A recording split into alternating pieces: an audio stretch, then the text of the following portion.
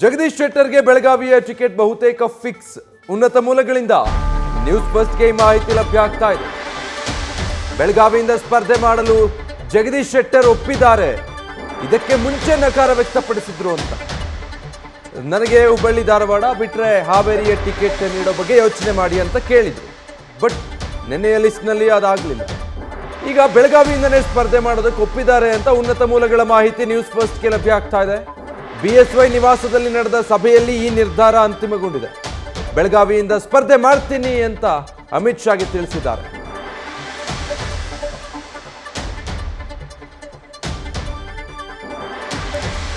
Details ಕೊಡ್ತಾರೆ Ganapati, live ನಲ್ಲಿ join ಆಗ್ತಾ ಇದ್ದಾರೆ.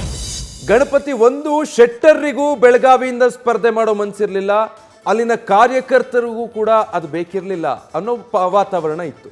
ಬಟ್ ಈಗ ಒಪ್ಕೊಂಡಿದ್ದಾರೆ ಜಗದೀಶ್ ಶೆಟ್ಟರ್ ಅವರು ಅಂತ. ಹೇಗೆ ಮನವೊಲಿಸಲಾಯಿತು ಅವರನ್ನ?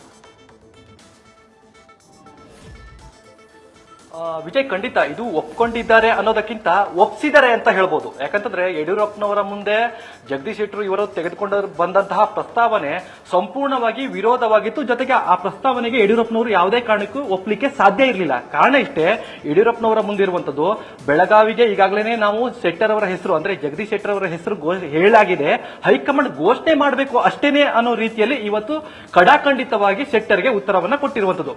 ಹಾಗಾದ್ರೆ ವಿಜಯ್, ಶೆಟ್ಟರ್ ಅವರು ತನ್ನ ಪ್ರಸ್ತಾವನೆ ಏನಿತ್ತು ನೋಡಿ, ಅವರು ಈಗಾಗಲೇ ಹುಬ್ಳಿ ಧಾರವಾಡ ಜೊತೆಗೆ ಹಾವೇರಿ ಗದಗ ಲೋಕಸಭಾ ಕ್ಷೇತ್ರಕ್ಕೆ ಕಣ್ಣಿಟ್ಟಿರುವಂತದ್ದು. ಪ್ರಮುಖವಾಗಿ ಅವರು ಕಾಂಗ್ರೆಸ್ ಇಂದ ಬಿಜೆಪಿಗೆ ವಾಪಸ್ ಆದ ಬೆನ್ನಲ್ಲೇನೆ ಎಲ್ಲೋ ಒಂದ್ ಕಡೆ ನಮಗೆ ಹುಬ್ಳಿ ಧಾರವಾಡ ಲೋಕಸಭಾ ಕ್ಷೇತ್ರ ಸಿಗುತ್ತೆ ಅನ್ನೋ ನಿಟ್ಟಿನಲ್ಲಿ ಒಂದಷ್ಟು ಓಡಾಟ ಕೂಡ ಮಾಡಿದ್ರು. ಅದು ನಿನ್ನೆ ಹುಸಿ ಆಯಿತು. ಯಾಕಂತಂದ್ರೆ ಹಾವೇರಿ ಕ್ಷೇತ್ರದಲ್ಲಿ ಈಗಾಗಲೇ ಬೊಮ್ಮಾಯಿ ಅವರ ಹೆಸರು ಘೋಷಣೆ ಆಗಿರುವಂತದ್ದು, ಹುಬ್ಳಿ ಧಾರವಾಡದಲ್ಲಿ ಪ್ರಹ್ಲಾದ್ ಜೋಶಿ ಅವರ ಹೆಸರು ಘೋಷಣೆ ಆಯಿತು. ಇದಾದ ಬಳಿಕ ಏನ್ ಮಾಡಬಹುದು ಅಂತ ಚರ್ಚೆ ಮಾಡೋದಾದ್ರೆ, ಪ್ರಮುಖವಾಗಿ ಹೈಕಮಾಂಡ್ ನಾಯಕರು ಜೊತೆಗೆ ರಾಜ್ಯ ಬಿಜೆಪಿ ನಾಯಕರು ಇಲ್ಲಿ ನೇರವಾಗಿ ಶೆಟ್ಟರ್ ಅವರನ್ನ ಬೆಳಗಾವಿಗೆ ತೆಗೆದುಕೊಂಡು ಹೋಗಬಹುದಂತ ಒಂದಷ್ಟು ಚರ್ಚೆಯನ್ನ ಮಾಡಿದ್ರು.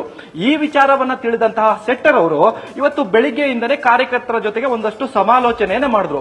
ಕಾರ್ಯಕರ್ತರ ಜೊತೆಗೆ ಏನ್ ಸಮಾಲೋಚನೆ ಮಾಡಿದ್ರು ನೋಡಿ, ಈಗಾಗಲೇ ನಾನ್ ಕೇಳಿದ್ದು ಹುಬ್ಳಿ ಧಾರವಾಡ ಆಗಿತ್ತು, ಜೊತೆಗೆ ನನಗೂ ಕೂಡ ಸಾಕಷ್ಟು ಆಸೆ ಆಕಾಂಕ್ಷೆಗಳಿತ್ತು ಇಲ್ಲಿ ನಿಲ್ಬೇಕು ಅಂತ. ಬಟ್ ನನಗೂ ಬೆಳಗಾವಿಯಲ್ಲಿ ನಿಂತರೆ ಏನಾಗಬಹುದು ಅಂತ ಕಾರ್ಯಕರ್ತರ ಜೊತೆಗೆ ಒಂದಷ್ಟು ಸಮಾಲೋಚನೆಯನ್ನ ಕೂಡ ಮಾಡಿದ್ರು. ಈ ನಿಟ್ಟಿನಲ್ಲಿ ನಾವು ಹೇಳೋದಾದ್ರೆ, ಆ ಸಮಾಲೋಚನೆ ಜೊತೆಗೆ ಒಂದಷ್ಟು ಚರ್ಚೆ, ಒಂದಷ್ಟು ವಿಷಯವನ್ನ ನೇರವಾಗಿ ಹುಬ್ಳಿ ಧಾರವಾಡದಿಂದ ಡಾಲರ್ಸ್ ಕಾಲೋನಿ ನಿವಾಸ ಅಂದ್ರೆ ಯಡಿಯೂರಪ್ಪನವರ ನಿವಾಸಕ್ಕೆ ತೆಗೆದುಕೊಂಡು ಬಂದ್ರು.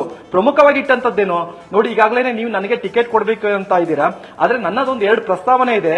ಪ್ರಮುಖವಾಗಿ ಈಗಾಗಲೇ ಅಂದ್ರೆ ದಿವಂಗತ ಸುರೇಶ್ ಅಂಗಡಿ ಅವರು ಏನಿದ್ದಾರೆ, ಅವರ ಕುಟುಂಬಕ್ಕೂ ನ್ಯಾಯ ಸಲ್ಲಬೇಕಾಗತ್ತೆ. ಯಾಕಂತಂದ್ರೆ ಮಂಗಳ ಅಂಗಡಿ ಅವರು ಈಗಾಗಲೇ ಹಾಲಿ ಸಂಸದರಿದ್ದಾರೆ. ಹೀಗಾಗಿ ಅವರ 2 ಪುತ್ರಿಯರಿಗೆ ಟಿಕೆಟ್ ಕೊಡಬಹುದಲ್ಲ ಅಂತ ಒಂದಷ್ಟು ಪ್ರಸ್ತಾವನೆಯನ್ನ ಇಟ್ಟರು.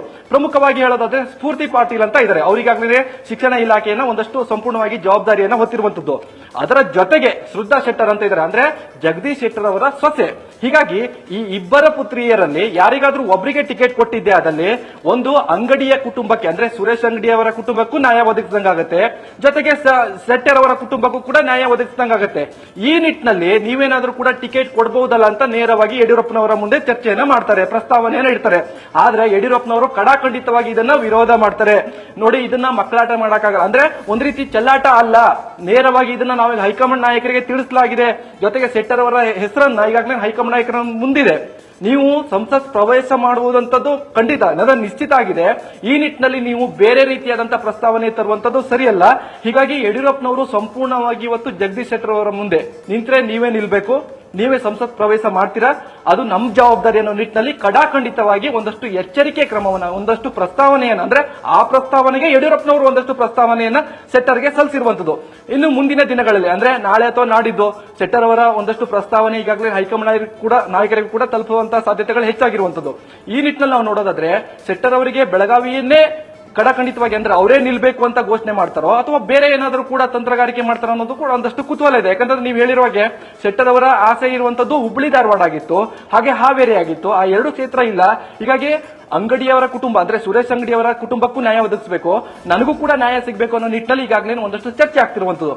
ಇದಕ್ಕೆ ರಾಜ್ಯ ನಾಯಕರು ಮತ್ತೆ ಹೈಕಮಾಂಡ್ ನಾಯಕರು ಯಾವ ರೀತಿಯಾದಂತಹ ನ್ಯಾಯ ಒದಗಿಸ್ತಾರೆ ಅನ್ನೋದು ಕೂಡ ಒಂದಷ್ಟು ಕಾದು ನೋಡಬೇಕಾಗತ್ತೆ. Vijay, thank you Ganapati.